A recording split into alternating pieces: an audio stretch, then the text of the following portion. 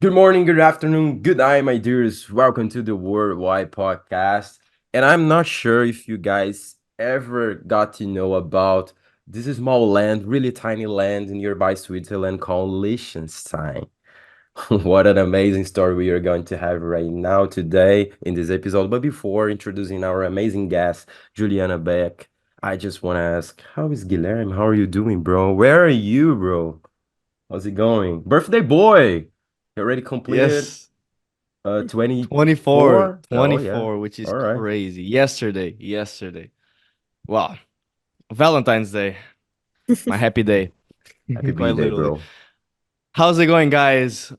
Moved to Thailand, couple months, literally at training camp. So I'm just working and training and working and training. It's a whole thing. It's nothing like I used to do in Chile. This is a whole different martial art here. It's fun. We'll see how I do if I actually eventually fight in the ring here with someone. But yeah, it's Thailand is absolutely beautiful. Of course, it's insanely touristic. Everybody comes here, but once you see it with your eyes, it's a whole new world. So very excited to spend here 3 months. And today we have a country that I have a funny history with called Liechtenstein. And before introducing our guest, I will just say this.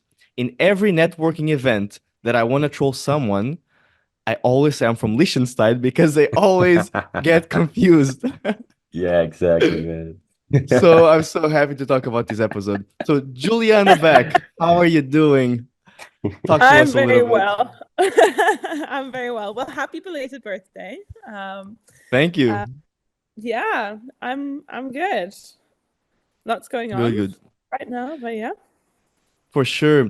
Is so the first thing that I want to ask is do you people act weird when you say that you're living in Liechtenstein? I mean, maybe not in Germany because they may know Liechtenstein, but when you go a little bit more abroad and you talk about Mhm. Liechtenstein, do What's people the first are people impressions also on? a bit surprised? Yes, absolutely. And what happens all the time is that it gets confused with Luxembourg or Lithuania. All right. Um, Mm. and what also happens is, I mean, it doesn't happen at airports anymore, but that you're just not on the list for things. So you know when you book stuff online and you have this drop down and you scroll through all the countries, sometimes Liechtenstein is just not on it. So it gets forgotten all the time. Um, and the funny thing is also when you open up the passport, there's a map of Europe, and then it's kind of there's like a little magnifying glass, and it's bigger. So they've kind of had to make the To zoom country it. bigger in the passport. So it places it, but it places it higher up on the map of Europe. So people are very confused where it is. And then you have to say, no, no, no, it's that little dot down there between Austria and Switzerland. It's not the blown up version that is printed here in the passport. So yeah, it's quite funny.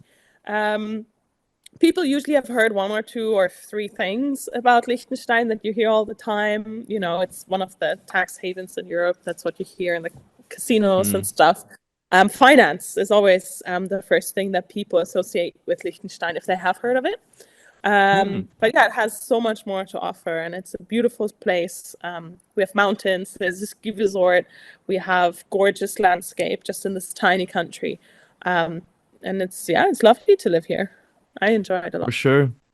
And the difference with the other really small countries, for example, Andorra, since I'm Portuguese, Andorra is very Mhm. popular there, is Nearby. Andorra, Yes. everybody knows because they go ski there. So Yeah. people always know about Andorra because it's the ski Mhm. place from Spain, from France, from Portugal. And Yeah. Luxembourg, for some reason, everybody knows about Luxembourg. I don't know Yeah. why, but it's widely popular and widely known for some reason. But it's also, yeah, a very small Yeah, country, just lots like of Liechtenstein. Portuguese people So, going there, right? Yeah. yeah, Luxembourg. we have a big, big Yeah. Portuguese community in Luxembourg, like Yeah. 80% of the population, probably. Really? Crazy, yeah. Yeah. Probably, yeah.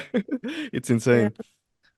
But yeah, Liechtenstein, it's so interesting because the languages are German, and are there any other languages or just that? It is mainly German. It's a dialect. So the local spoken language is a dialect of German, which Mm. is different to the Swiss, to be honest. Swiss have this very, you can hear it. They have this like kind of Very unique, a bit of a let's scratchiness say. in the voice. Yeah. Yeah. Yeah. And in Liechtenstein, not so much. They're a little bit more mixed because it's all mixed a bit with Swiss, Austrian, the kind of countries that are around. And there's 11 towns here, or 11 counties, let's say, that make the country. And each town also has different words for things. Not all of them, but just a couple. So you can even sometimes tell who is from what town within the country. And this is a place that is 8 by 20 kilometers big. It's smaller than a lot of cities in Europe. It's tiny, but even between the different towns, there's some differences in some words, which is very difficult for people who move here. We just have friends who've moved here from Dubai for work for 3 years, and they're trying to learn German. And they learn the one you learn in school, Sure. but people Yeah. don't speak it that clearly, and they have this dialect. So it's really hard for people to learn German when they're here. But yeah, so that's quite funny. That happens. That's a difference between the different towns and stuff. It's Dialect. crazy, And bro. it's crazy Imagine. because sometimes I feel like my hometown is so small, but then I look the population of Liechtenstein and I'm like, well, that's basically my hometown. Not that We small, have actually. reached 40,000 people. This is a very proud moment. So in 2024, Wow, we let's reached go. 40,000 people. Yeah. That's So crazy. yeah, it was under that for a long time. So yeah, Yeah, it's crazy because right here in Rio, like we have there's way. 12. Yeah, we have 12 million How people many right here. Liechtensteins does it fit in Rio de Janeiro? Yeah, how many? That should be the Yeah, question. one of the stadiums or something. Yeah, All exactly. people Exactly. here. Like the whole Maracana is Yeah. Is one Liechtenstein. Like, Liechtenstein. yeah, it's Yeah, crazy. Like it's it's very crazy Oh, because we got 12 million right here, and like I've lived in Faro, and for me, Faro is like one of the tiniest city I have ever been in my life, and there are it is, 50 right? million. Yeah, and there are And imagine my city, 50,000 right Olhão, just there. right next to Faro. And I think yeah. that's a small town. Yeah. Oh, So yeah, Yeah. imagine the whole country. But the nice thing is that you do know everyone. Everyone knows Hmm. everyone. Everyone's related to each other in a way. Can imagine. Can imagine. But everything Yeah. very because we have lived, my husband and I, we've lived in Dubai for a very long time. So we have experienced the kind of multi-million people cities. And you really don't know people. The more people there are, the less amount of people you know is kind of what I feel like, especially in big cities. And here, I mean, we're in culture. We work in arts and culture and theater and film. And we know the people in the government who are responsible to deal with our needs and funding and all sorts of legislation around arts and culture. And we meet them on the street and we know them and we're on first name basis, and it's just shorter and it's more personal, and you feel like yeah, it's just one More big integrated, thing. yeah. Yeah, that's pretty That's cool. And that's it's what I was very gonna fast. say. Very important for arts as Yeah. well. Yeah, and everyone says, I mean, in German, you have this, you don't have this in English, which is quite nice because you can just say you to someone.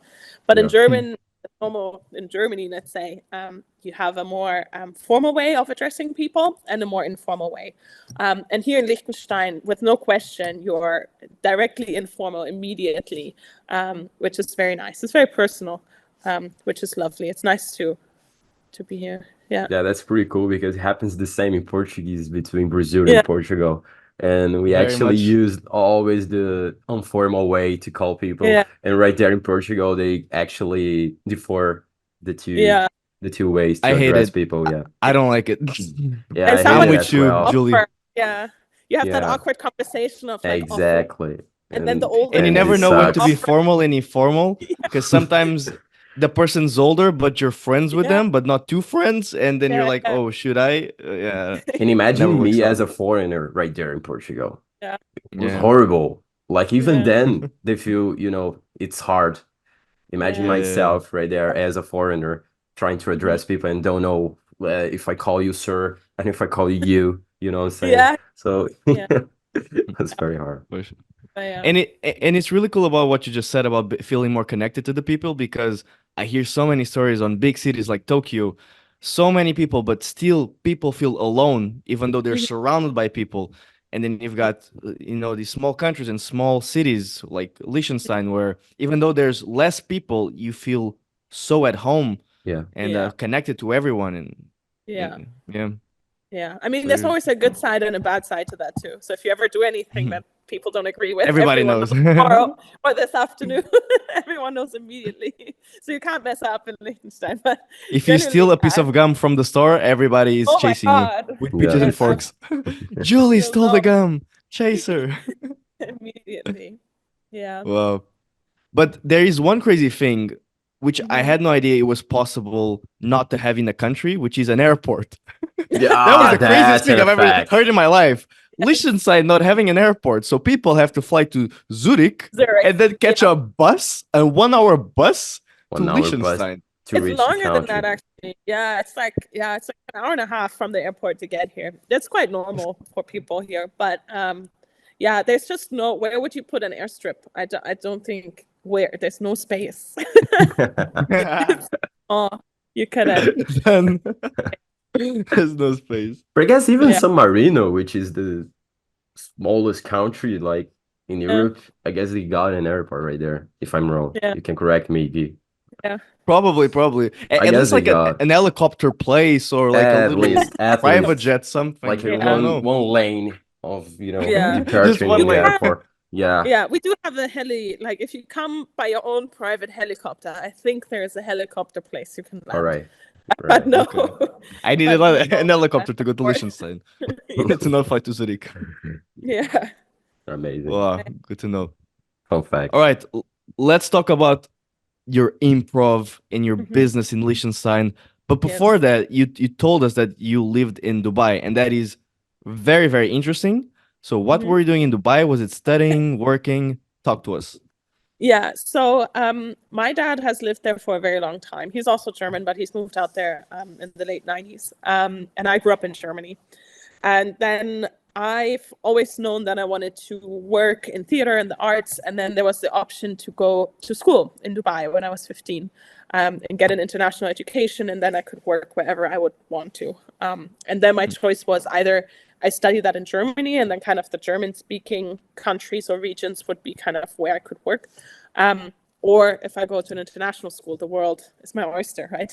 So I ended up moving there and went to school first. And then that's also where I met my husband, who is Okay. from Liechtenstein with the passport and everything. And his family had moved out there as well in the 90s for his dad to work there.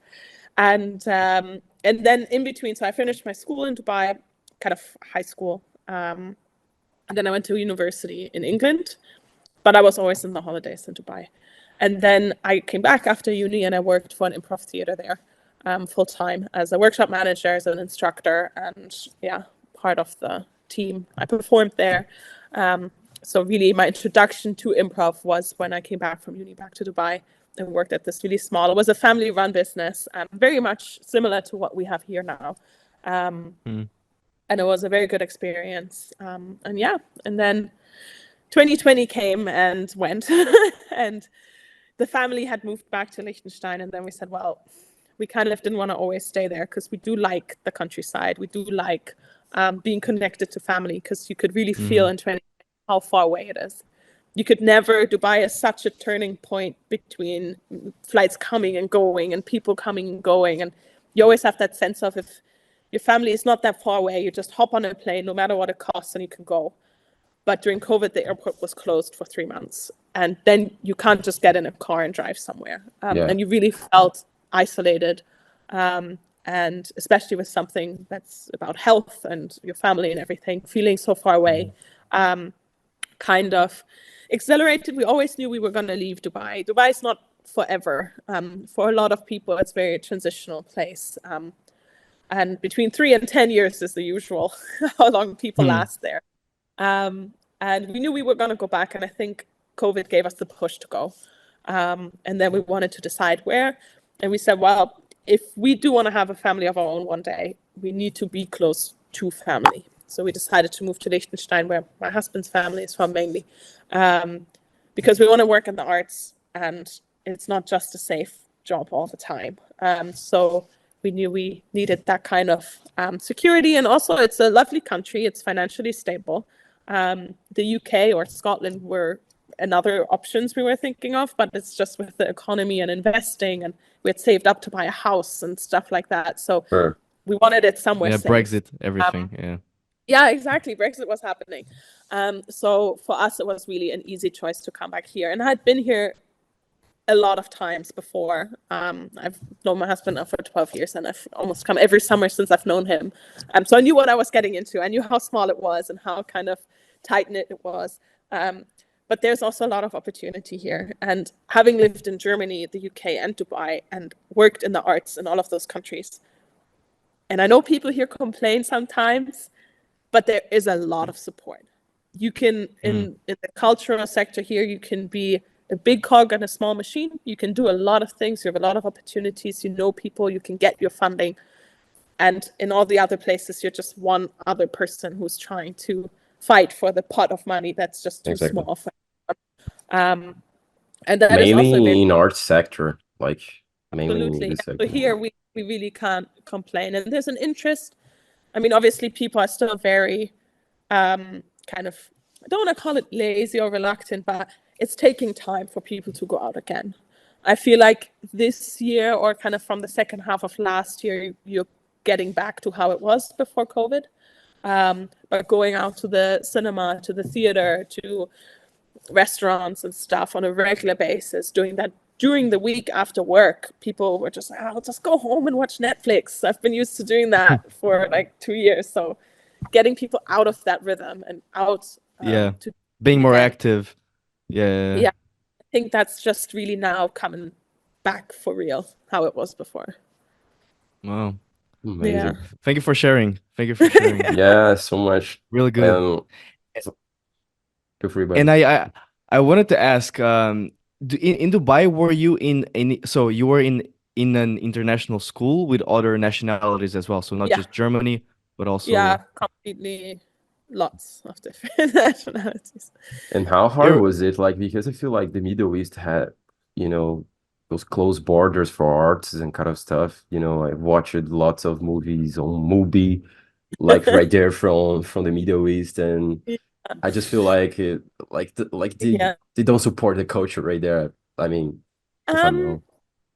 um, you're not wrong. I mean, they're very cultured. I mean, they're one of the oldest. I mean, they have so much culture themselves, but and that's quite similar to what it says. It's quite funny how much similarities there are between the UAE and Liechtenstein, actually, and not just that they have royalty at the top, but Okay. it's the kind of classical art that is appreciated. So there's poetry, there's literature, there's fine art, there's that kind of stuff that's really supported and really elevated. But things like theater, comedy, all of those things, they they are not funded by the government. So the theater I worked for had never received government funding at all. It was all from workshops, from doing corporate workshops, doing improv with companies, working with kids. So we were mainly a training center doing courses, which was the main income. And then we also had shows. But there you just have that interest. You have so many nationalities. So you're just speaking of my school. There's 100 different nationalities in my school, and no one is the outsider, because we're all in this together, and for everyone. sure. And we celebrated an international day every year, where all the different kids, different ages, they all got into groups of their countries, and everyone brought something, Interesting. some food and some performance from their countries and stuff. So you Really learned a interesting. lot. And there wasn't just, this is who we are as a society, and then if you're not from here, you're a bit as an outsider, you're seen like that. So there it is very cherished, the international M kind of Melting mindset. pot. That's Yeah, why I absolutely. love to live in a And place like that. When I was living in Cape Town in South Africa, you see not just people from every country in Africa, but also from all around the world. Like I guess the big melting pot would be New York, but there's so many other places in the world there push. as well have so Yeah, much of different yeah. people, different cultures, And funny you different mentioned backgrounds. Cape Town. The theater in Dubai was run by South Africans from Cape Town. Okay. There's a Yeah. family who founded it. Yeah. So I was gonna tell you, the Yeah. first or my first experience in improv and in theater was in Yeah. Cape Town. No So it way. So was your first job in life, right? Cool. I mean, No after way. the basically, uni. yeah. Yeah. Whom? Maybe I know them actually. Who did you do it with? Like, I don't remember the name. So it was in a it was like in a club, like an actual club, but during the day they would do theater type Oh, stuff. cool. And I went to do Yeah, like a class because I found it on Facebook. nice. And I was so curious because I've always was so fascinated with improv. And I'm a little bit confident and extrovert, so I was like, okay, this is going to be easy for me. I was Yeah, there. No, it's so hard. Might be very yeah. hard. It's quite. Wow. It's a lot of processing all the time and a lot of things going on. But yeah, that's funny. Yeah, probably. Yeah, because I'm quite connected to the South African improv community too. So yeah, it could be possible that I know those people. But yeah, Yeah, that's cool. That's um, cool. What yeah. and So that was the kind of interesting thing there that you have so many different nationalities and stuff. I really enjoyed it. And even here, since we've reached here, we've because there's a lot of companies here. They have a lot of HQs here for tax reasons, right? So there's a lot Hmm. of international people, and quite quickly we found so many. I'm on a WhatsApp group with like 200 international English-speaking ladies that live here, and you wouldn't think that exists because everyone is from this area and they're all Swiss and Liechtensteinian, but there are so many expats, and we now have 2 shows a month in English, and it's the only Oh, entertainment program, live that shows in Yeah, English that that is was what I was gonna ask you yeah, because we were whenever about I to looked ask at your you. pages and João as well, it Yeah, was yeah. only German, and I was like, do they do any English shows? Because again, you doing. performed in Dubai and you Yeah, performed in the UK, Yeah, but it's yeah, more that's really cool clear to now. hear. That's really cool to hear, like doing shows That's for pretty the cool. expats and for the English yeah, community there. And I was absolutely. wondering, Yeah. yeah, also about this championship that you're going to do right there. Like, I don't know how to call it. Like, and since it's like international competition, this is probably going to be in English, right? Yes, yeah. All So right. the European Championships, they're held in English. All right. Um, we're quite lucky that we got chosen because there was 78 teams from all over Europe that applied. 78. 78 teams from all over Whoa. Europe, and 18 got invited to come to represent. So I'm obviously in Liechtenstein. There's only one team. There's only All right. us who submitted, but in places like Germany and France and Austria and Switzerland, there's so many Can improv imagine. groups.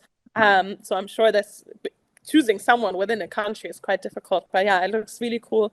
We're super excited to represent Liechtenstein and put it on the map because improv with a fixed group didn't exist here until we came. So it's very cool. Congrats, Yeah, Julia. when you Congrats. You're a pioneer right there. yeah. We're very Thank you. nervous, to Congrats. be honest. They've First, posted on congrats. Instagram all of these. They have like football cards that they made Yeah. of everyone, and I think they'll actually print them for the championship when we're there. And they put everyone's experience in years on the cards, and we're the new kids on the block. There's people 1, 2, 3 years experience, and everybody's like 20, 30. yeah, some of them, I'm not even that old, if you know what I mean. They've got like 35 years of experience. I was like, I wasn't even born when you started doing improv. So let's see how that's gonna go. But yeah, we're very excited. And I think sometimes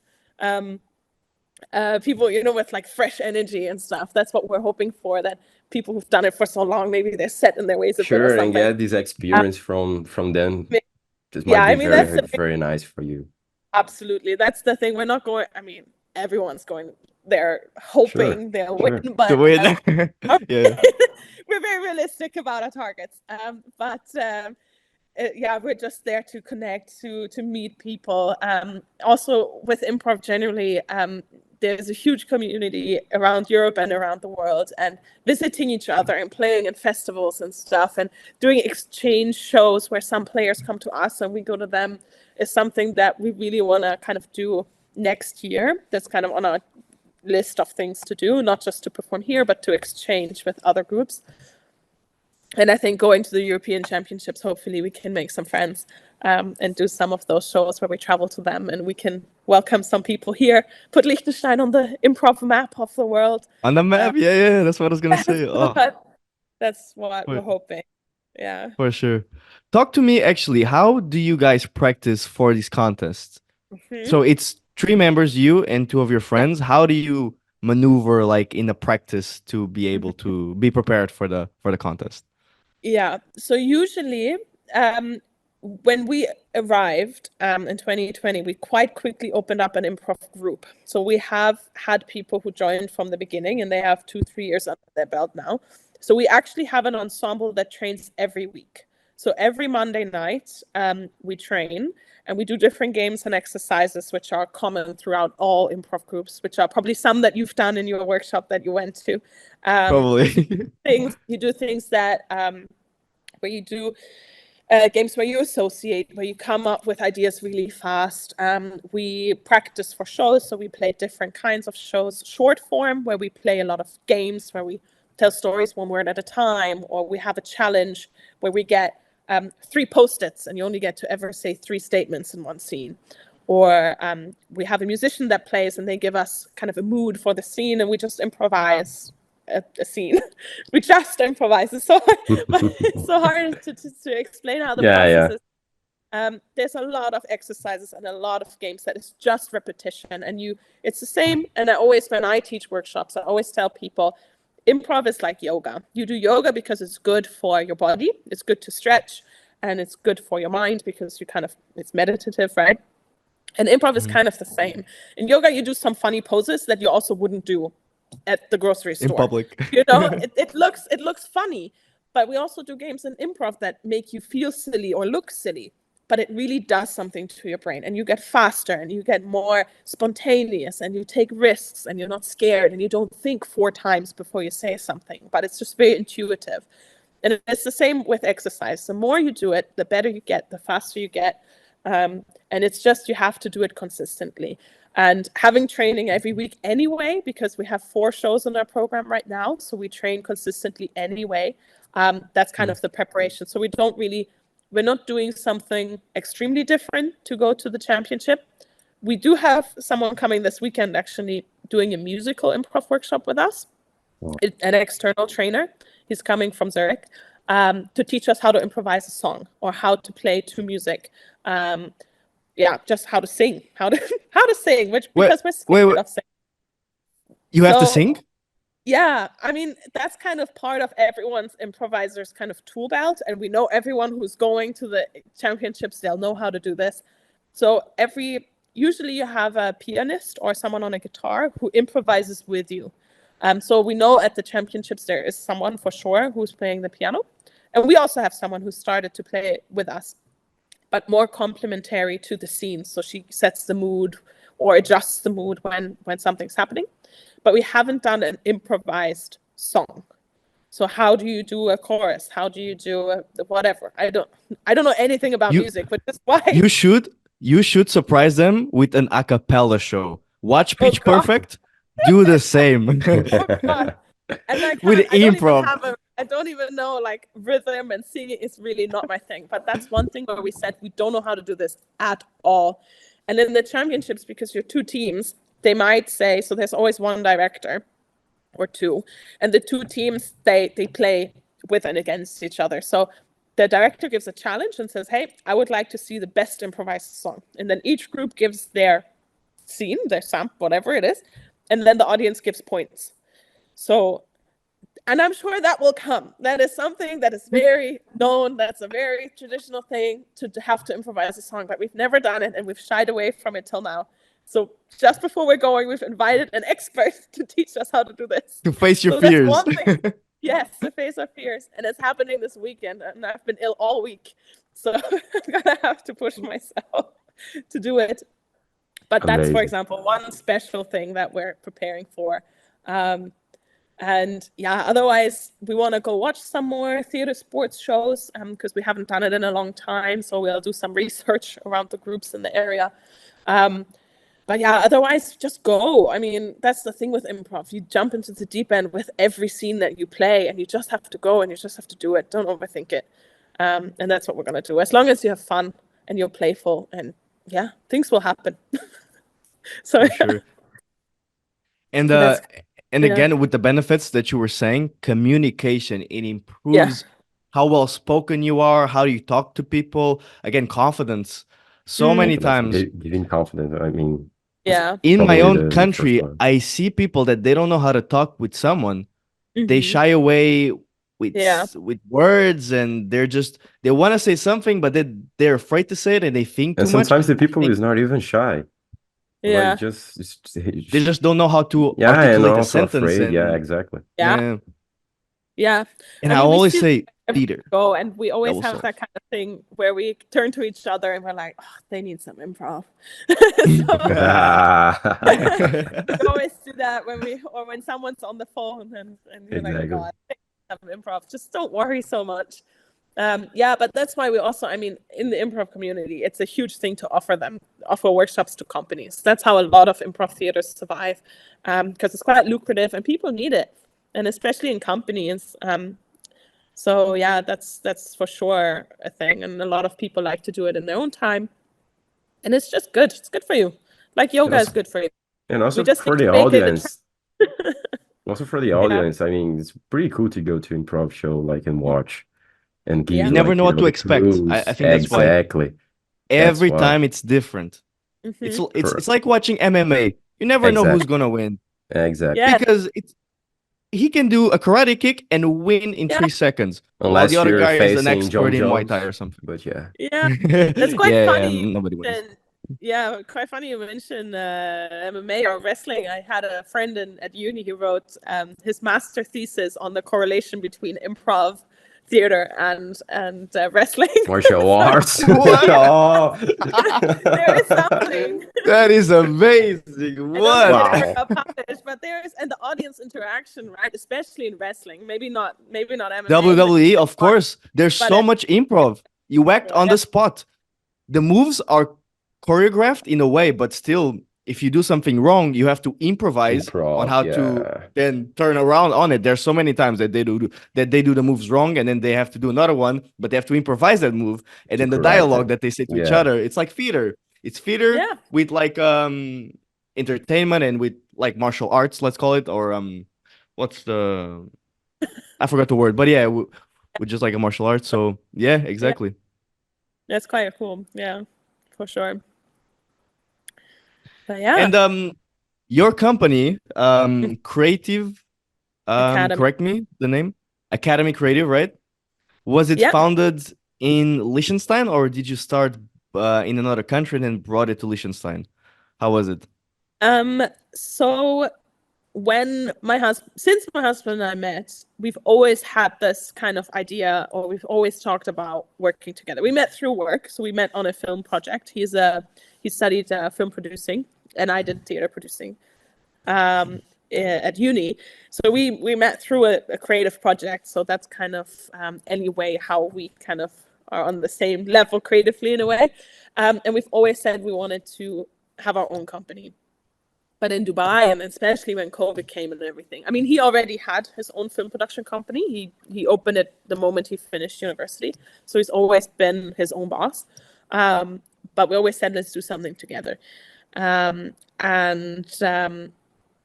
So we already had ideas. We already were thinking, even before COVID, that we were kind of already starting to look into going to Liechtenstein and what we would do.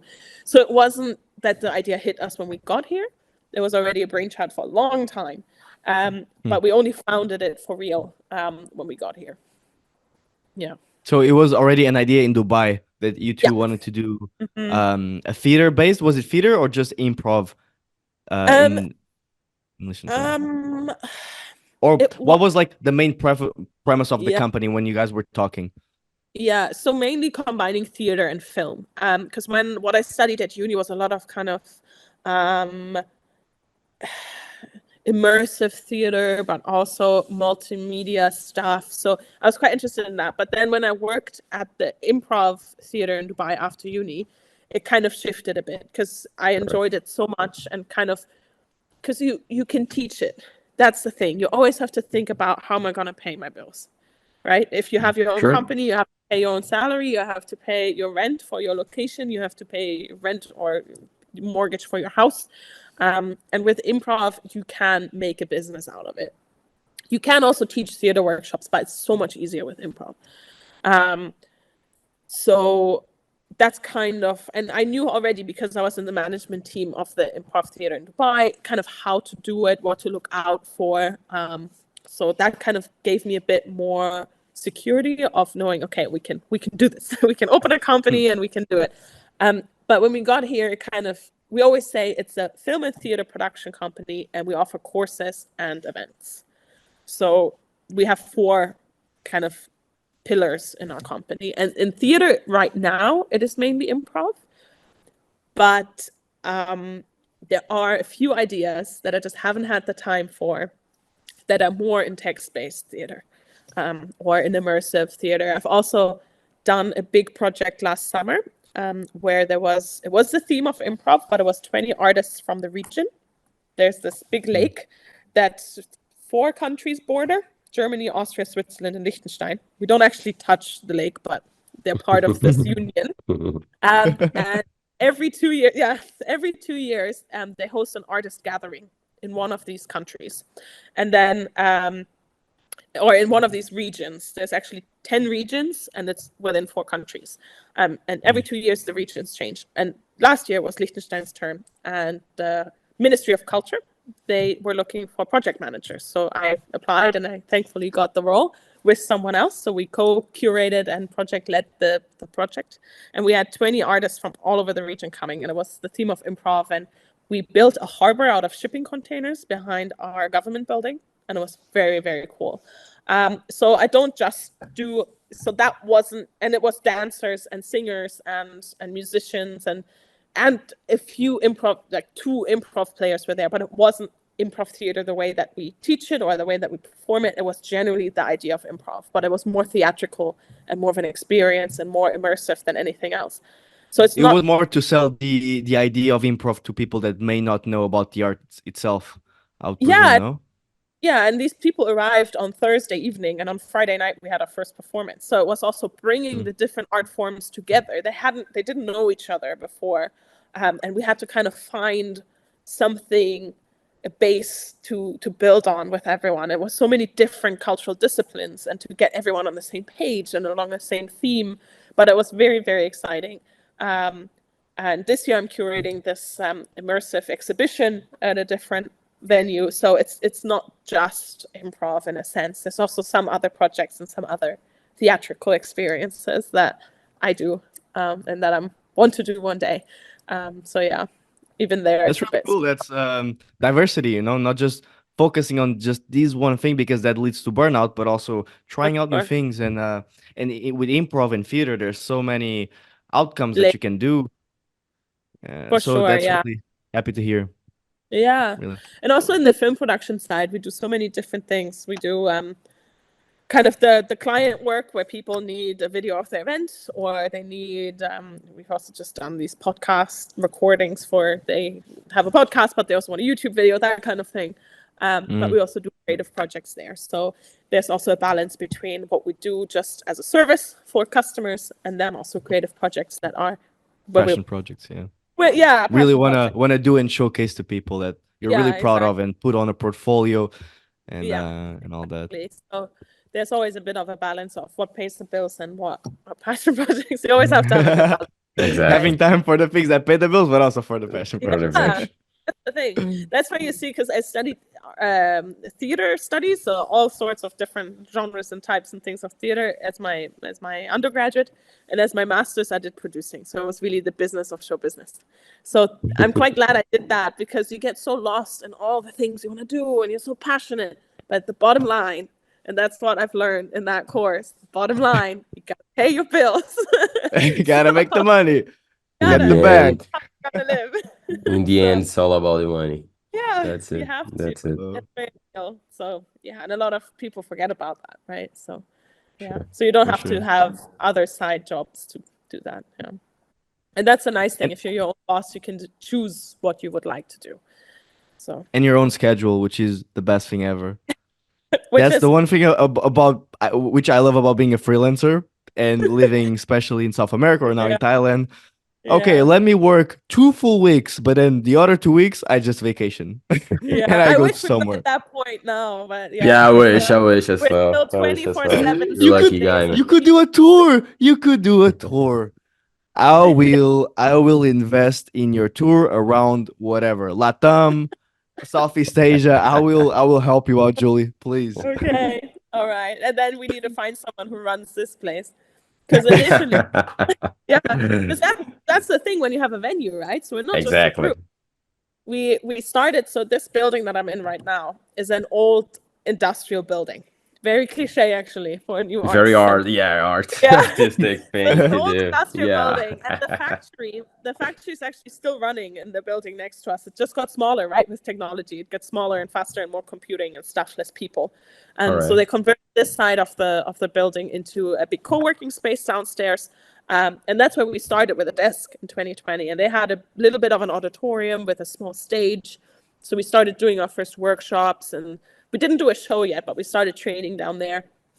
But then very fast, we became too loud and too much, and we needed to book the auditorium too many times a week, and it was just too much. It wasn't really for the purpose of the co-working space.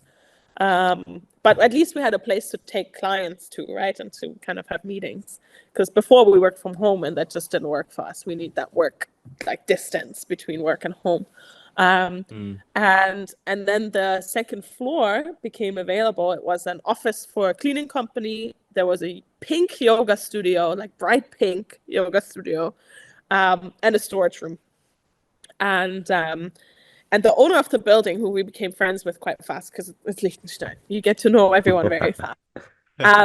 He got to know us, and he said, "You know what? I believe in what you do, and I think." And he's gotten to know a lot of startups from the co-working space downstairs. They're kind of a little bit of a startup incubator as well. So, sorry, it's just my father-in-law popping in. Good out to him. He said, I believe in your idea, and I think it can work. And I think if you have your own venue and you make it cool, and I think I know that you can, you'll make money with this. And we could barely afford a desk downstairs at that point. And he said, but I want you to take the whole floor, 500 square meters. And we were like, how? How are you paying? Who's going to pay for this? Yeah. How are we Who's going to live? who's multimillionaire from Dubai is gonna fund us? Exactly. And then he said, okay, listen, I'll give you, this was in August, I'll give you till the end of the year. I'll only start charging you rent from January.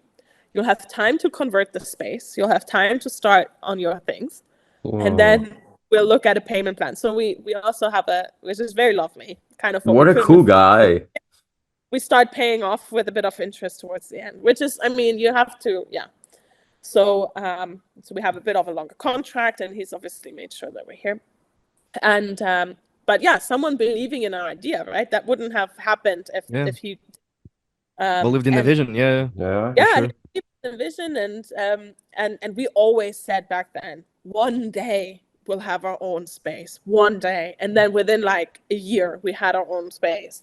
And we renovated everything in here ourselves. So you see the brick in the back, that's a Yeah, wallpaper. The comedy brick wall, yeah. The comedy The brick. brick wall. So we've put that, and it's that whole wall there and there. Whoa, what a cool The whole wall space. What a there, cool that space. wall as well. It's so big. It is The very. hallway. So we spent like a month on putting this wallpaper. It took every piece, every nerve that we've had, this wallpaper. And then the curtains, I've sewn these curtains myself. I just got the meters and meters of stuff. And our stage, I don't know if you can see it, it's behind me.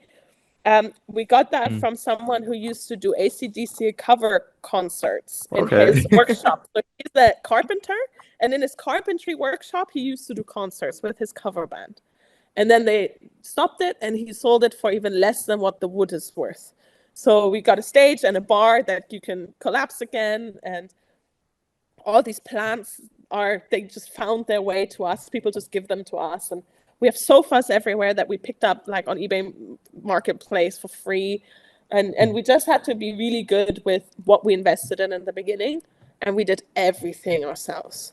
So what you don't have in your wallet, you have in your arms and legs, I guess. So we did a lot of it ourselves, a lot of time. And it becomes more fulfilling as well once you see like the finished product and you were the ones who built it, basically. Yeah. And just being sad, we have furniture made out of, those crates for glass bottles that you have in the bars and stuff with the Coke bottles and stuff. We made furniture. We got like 80 of them. I don't know if you can see them. I've got some over there. those black ones. So we Oh made yeah, Oh yeah, yeah. yeah, The I see table, it. the I tables, the see it. tables. Yeah. yeah, so we made furniture out of that because someone was gonna throw them away, and it's just being very savvy in the Improv. beginning. Like just It And oh fits. improv. yeah, we Yeah. improvised It fits the everything. Yeah. improv. Yeah, it Yeah, fits the improv like yeah, and yeah, look, it feel. it gives it a vibe and an atmosphere and a soul. Because a lot of things Mm. that you see here, because Liechtenstein is a very wealthy country, wherever you go to, not wherever, but a lot of places you go to, you just see someone just spent a lot of money. They have the best furniture, they have the best tech, they have the best everything. Everything's very sleek, polished concrete, which is the Swiss style. Um, and I think that's why people love coming here. We also have in the ceiling, so there used to be these office ceiling tiles, but there's lovely Mm. kind of those industrial Yeah, windows. So for we have kids. daylight and sunlight coming through all day. So people love coming here because it just has a vibe. It's not perfect If and it's not polished, but it just has a soul and a vibe. And I think that's what yeah, people that like. it feels more grounded. I feel like, especially as you were saying, like the Swiss like vibe of being Yeah, very yeah. To being great. Very Yeah. polished, elegant and Yeah. very luxury, bougie, polished. and then you go there Yeah, and it's like more grounded. It's yeah, very Exactly. for sure. artsy. Yeah. Yeah. So that's kind of also how it works. And then next door, so we have this one event venue where we play our shows. And then next door, behind the curtain, there's a film and photo studio. It's just a black box. So we painted the pink walls black, Oh, and we do what a film and big photo. place, Julia. I guess the whole Yeah. Liechtenstein fits there.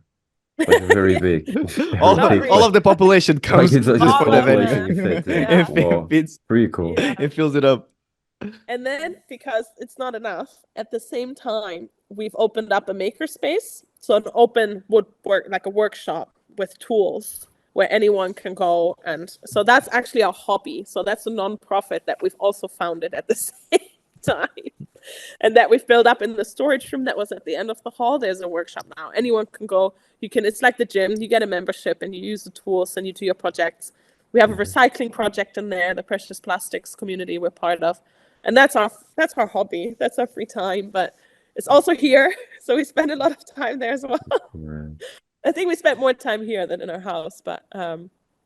So we're Anything very related to passionate arts, it's never time wasting. I just No way. about it for sure. just makes you feel alive and makes you feel proud for some reason.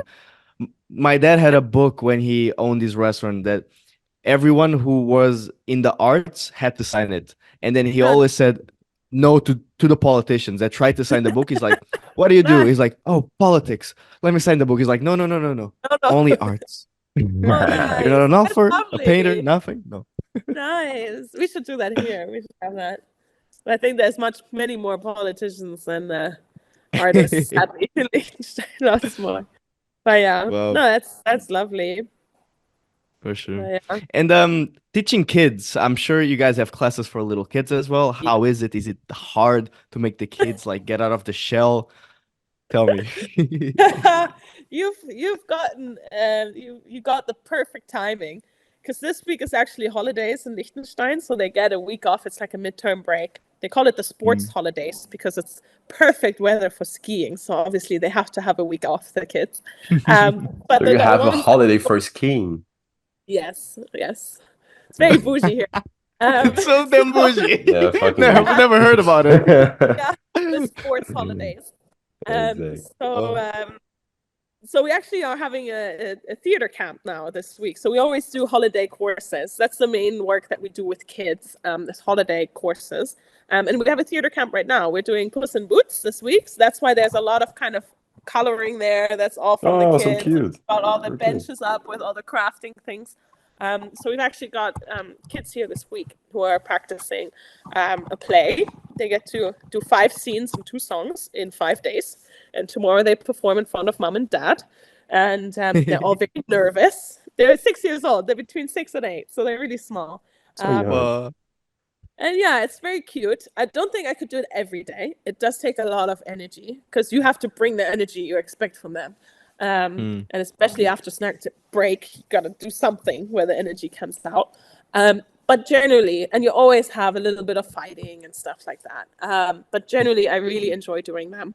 I couldn't do them every day. I don't think I could be a teacher every day. I do need my time away from kids.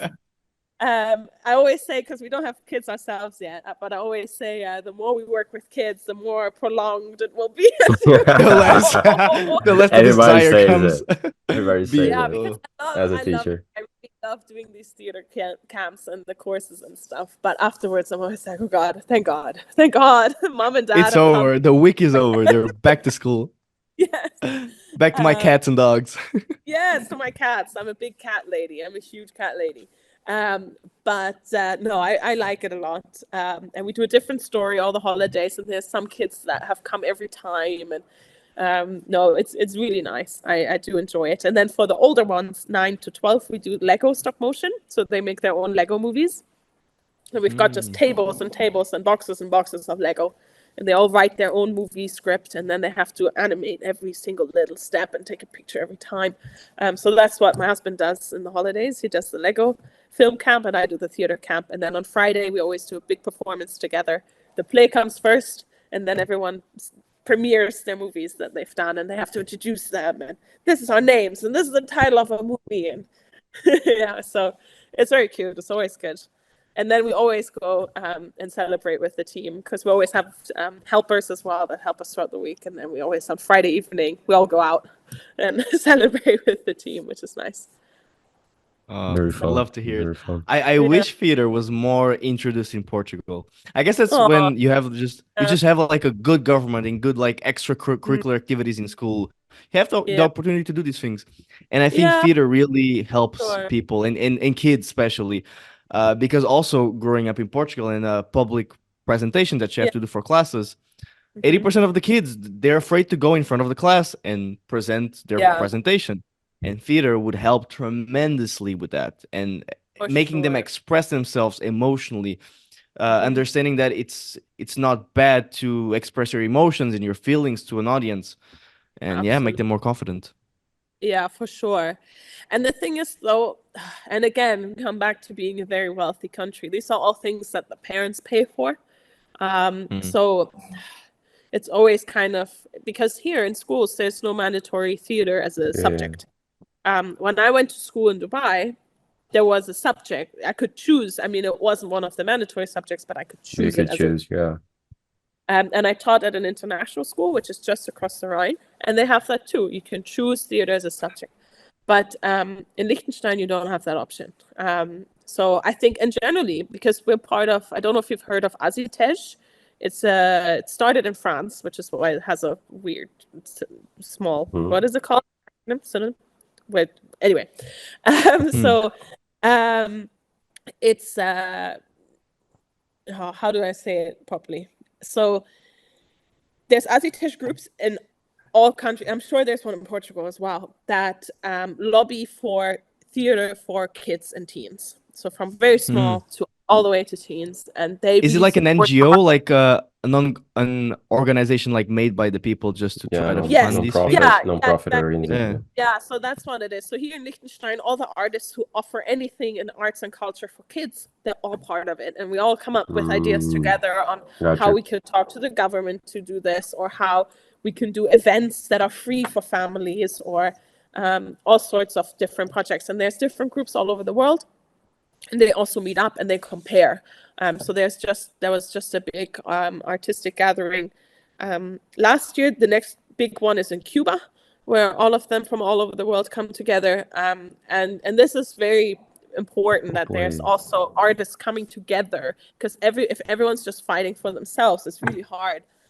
But you can also learn from each other's practices and what each other's governments do, so you can kind of push for things in your own. Um, Exactly. but I think especially just introducing it as one lesson a week in school, it will just really help um, for kids to And express to themselves and to learn yeah, things. And it does something with your generate brain. interest to pursue Yeah. then as well Yeah. later Or on. let people choose, do it creative arts, and you can choose if you want to do music or if you want to do theater. You can also, or dance, let kids, because I understand, like, if people pushed me into a music lesson, I wouldn't enjoy that because I'm just not very musical. But I love theater, Mm, and maybe I would have liked to do dance. But let the kids choose, but do one subject, one lesson a week, or one double lecture a week, and you can pick which one you like. But then you have to have the staff and the money and all of that, and it's not important for the economy. But at the end of the day, you're putting out people who can talk in front of a crowd, who know their body and who know how they can present themselves and how to read others as well and how to listen. So yeah, I think it starts in schools for sure. That's how everyone. It doesn't matter what you earn. It doesn't matter what you can afford or where you can go, because it's not just if you can afford the classes, if you can get to it, you know. So Accessibility for sure. yeah, for sure. And Well, it's in schools. It should be a mandatory thing, just like learning languages or just like learning science. Do we need physics, chemistry, and biology? Just pick. We really need theater. You know? Yeah, In- exactly. you are right. You are right. In like elementary school, so many sciences, but then artsy things, nothing. Yeah. No No way. drawing, no Exactly. theater, no singing, no dancing, nothing. Yeah, exactly. I mean, sometimes you get the arts, like the drawing arts classes, and that's also already very important. But yeah, after a certain age, just let the kids choose what they want, but one type of art. If it's drawing, dancing, singing, music Whatever. generally, or theater, just one, at least one. It will bring you so far, and it does so much to your brain and your development. But yeah, That would be really cool, actually. Like as a university, be able to choose like one subject from like a specific Yeah, field. Like in for elementary sure. school, as you said, like choose dance, theater, drawing, like something arts related in that part, like something Or like that. I learning think it an would be instrument and kind of really stuff. beneficial. And Yeah, I remember in Germany, so I went to middle school kind of in Germany. And there we had that. You could choose if you wanted to do carpentry, if you wanted to do cooking, if you wanted to do theater music, you could choose. It's pretty cool. You have one subject a week where you could choose, and you had a catalog of very hands-on life things. So it was either creative or so really damn Very cool. important Good thing. governance, man. Good so governance. Yeah, I don't know if Top that's things Europe, still works when? there. I've just realized this year I've lived the same amount of years in Germany as I have outside of Germany. So it's kind of, I don't know what has changed now. I'm not very up to date with those kind of things. That could have stopped at this point. I don't know. But yeah. Yeah, but I think it's really Well, important to start. It just helps you. for I sure. started when I've always done theater. Always. Yeah. I always told my mom that why did you never push me to the theater? I always loved to be in front of a Yeah. crowd and just be Same was saying to silly. my mom You about can just start it instruments. now. It's not too late. To be honest, I Join an improv listen, group in when I Thailand. I'm was sure that'd be living fun. 100%, when I was living in Chile, I actually wanted to do improv as well. But the Yeah. problem is I speak Spanish fluent, but I'm not confident in Spanish because tell me Exactly. if I'm wrong when I say this. You have different personalities in the language that you're speaking. When I speak Portuguese, I feel different than when I speak English or when I speak Spanish.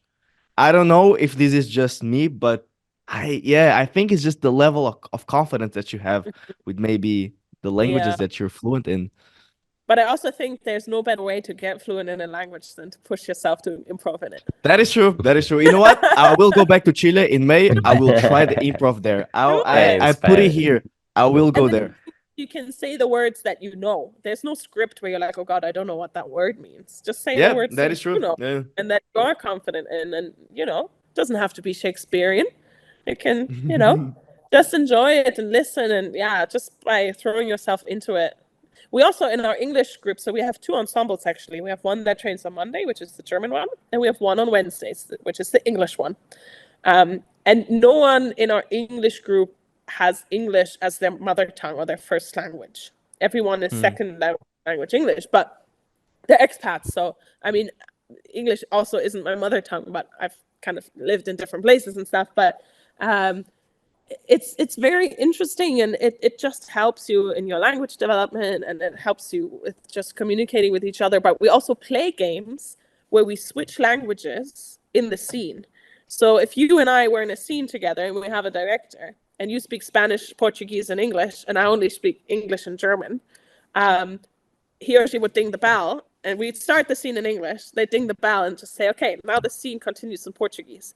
You start Oh. talking fluently, and I start making noises as if I know Portuguese. Ah, But as I do amazing. it, Wow, I it's You have even to have a pay you video a of it. visit there. That would be But then it so goes the other damn way. fun. That's Then we go cool. back to English, and then it might go to German, and then you have to pretend with full confidence that you know German. As long as you make the noises and it sounds like it, Amazing. it's Amazing. such a fun game to play with a super international group.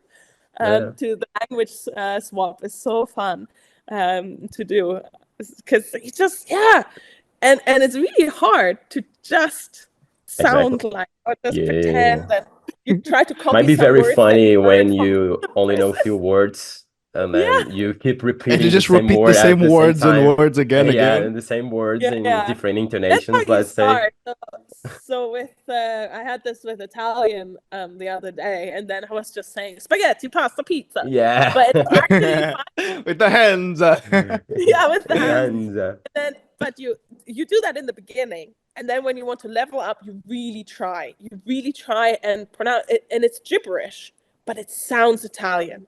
You know, that's kind of the Hmm. next level. The safe zone is saying words that might be Italian or are Italian, but the second level is really gibberish with the pronunciation of Italian. Oh, wow. So that's really a push. But yeah, there's so many different levels and how you start with a game and how far you can take it. And then obviously when you switch back to English, you have to you have to continue the conversation. You don't pick up where you left off in English.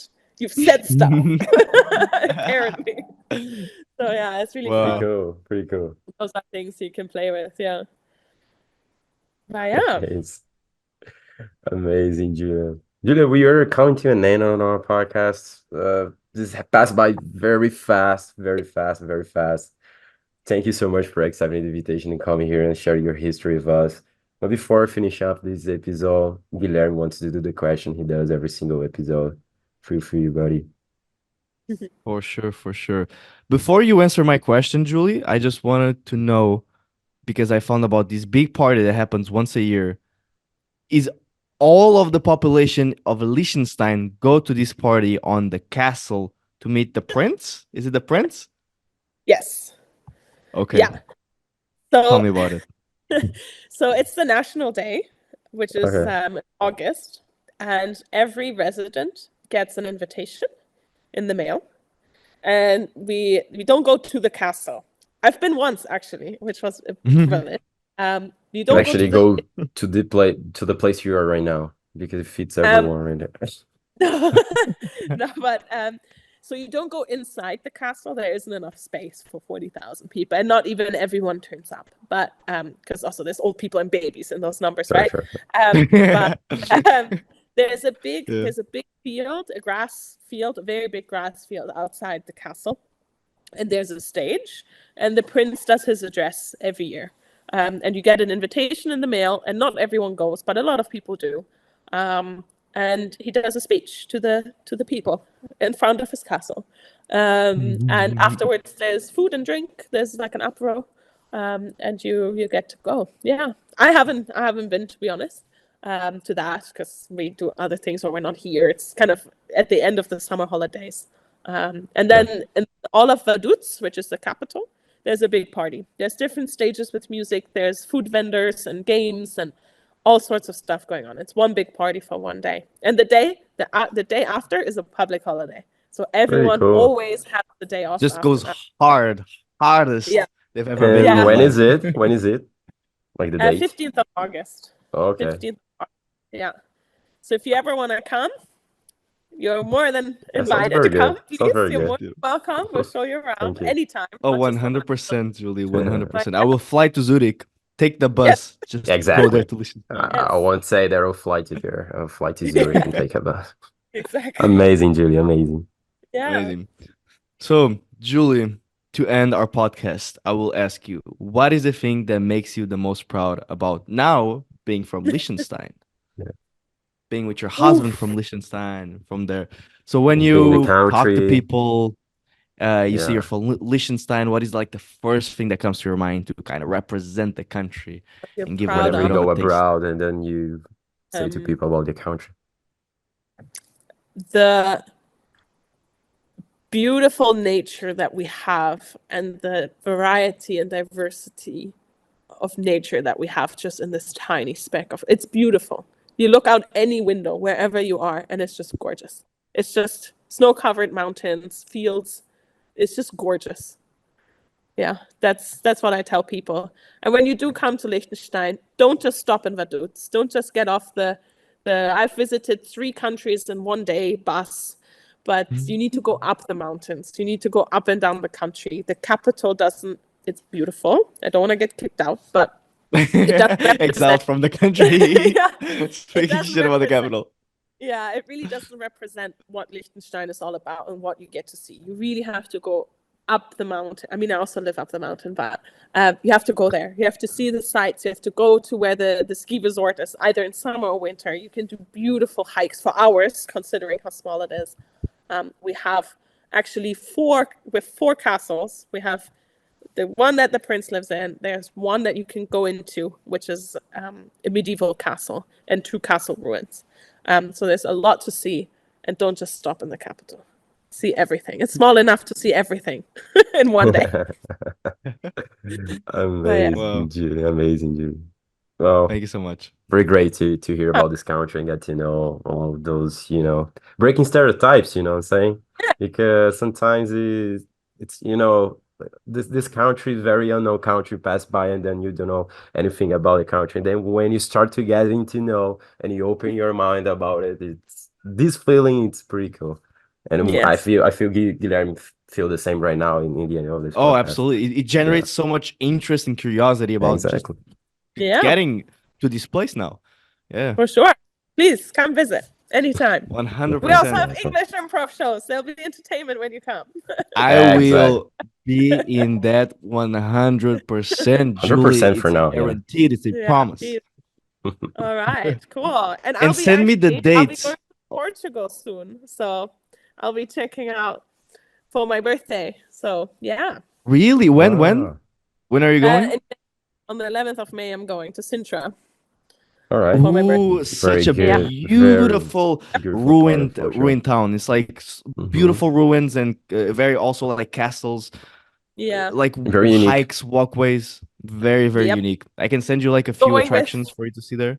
nice. I'm Yeah. going with 14 of my friends. We got a very big house. It's my 30th, Ooh. so yeah, Ah, last big party big one, before I'm yeah. old, and then I'm officially old. the adult before you turn into an adult. Yeah, RYP then you're an 20s. adult. Then you're an adult. So yeah, my 30th birthday bash will be in Portugal. So yeah, Wow. I'm looking Really, forward to really, that. really But yeah, happy if to you have hear any that. tips for Sintra, please send it my way. 100%. 100%. I will. Cool. All right. All right. It was lovely to meet you guys. I'm glad I replied to you on Instagram. Likewise. Thank you. We Yeah. appreciate it Yeah. a lot. Appreciate it. Cool. And to our listeners, thank you so much for reaching the end of the episode. I hope you guys loved listening about Liechtenstein and this very small country with so much to give. And hopefully, you guys, if you're in Europe or even abroad and want to visit Europe, take a step in Liechtenstein. Go for a hike. Not just the capital, but the whole country. Go to the One day, mountains. 2 days maybe. In the 2 north. days, 2 days, 2 days in the country. And be sure to follow us on @podcast WWP on Instagram and Facebook. Give us a review on Spotify and Apple Spotify. Podcasts, and a comment on YouTube, guys. And we'll see you Please. all in the next one. Bye bye. Very important for us. Make sure to follow Julian on Instagram as well. Make sure to follow her project. And Julia, what's the nick of your Instagram for the project? I mean, the improv group. Yeah. It's Creative Academy with a K. Okay. Yeah, just look it up. Creative Academy Liechtenstein, and you'll find us. Amazing. Thank you so much, my dears. Bye-bye. Thank Bye. you.